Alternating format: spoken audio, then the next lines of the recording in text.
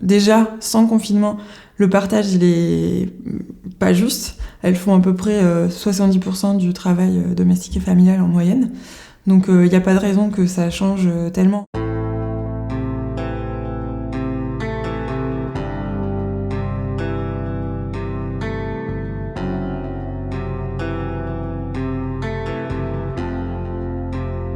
La charge mentale, c'est tout ce à quoi il faut penser pour gérer un foyer. En tant que femme, on a appris à avoir cette charge mentale dans la tête.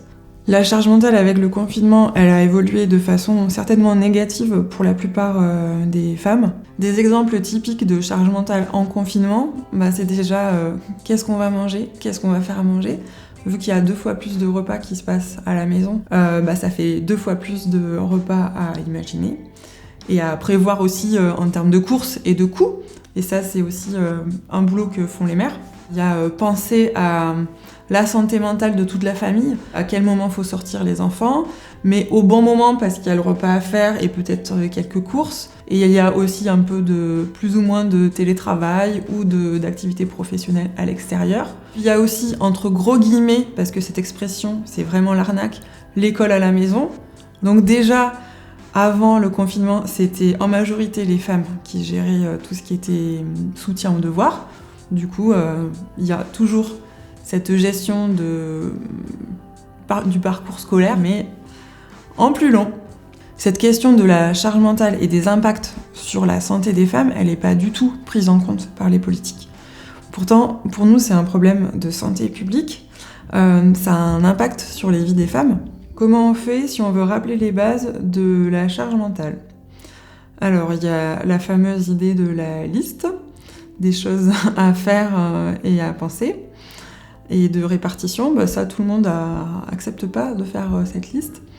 Après, ça peut être aussi envoyé par mail la fameuse BD de Emma, Fallait demander, elle est très bien faite. Autrement, on peut manger en douce, faire manger les enfants en douce et soi-même manger sans le dire. Et puis quand il aura faim, il se lèvera, il fera peut-être à manger, et auquel cas on aura double ration. Il y a plein de stratégies qu'on peut imaginer. Il y a aussi sûrement du positif avec le confinement, mais ça, il faut être bien conscient que ça concerne une minorité de personnes. Ça va être les couples qui viennent d'avoir un bébé et qui vont se retrouver ensemble, alors que hors confinement, il n'y a pas de congé paternité digne de ce nom. Donc c'est des personnes qui vont apprendre à devenir parents ensemble et à se répartir le travail. Si on la partage, c'est moins fatigant, c'est moins stressant, et en plus ça développe un sentiment de solidarité, de respect, de considération dans le couple qui est super à vivre. Vous n'êtes pas seul, on est ensemble. Le problème, il vient pas de vous, il vient de la société, qui a été pensée depuis très très longtemps par des hommes et pour des hommes. Pour les hommes, oui, j'ai un conseil. Demandez à votre compagne comment elle va, demandez-lui sincèrement. Remettez-vous en question, soyez honnête. C'est une super qualité de savoir se remettre en question.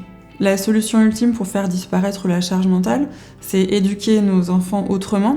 L'autre solution, c'est le congé paternité ou congé autres parents.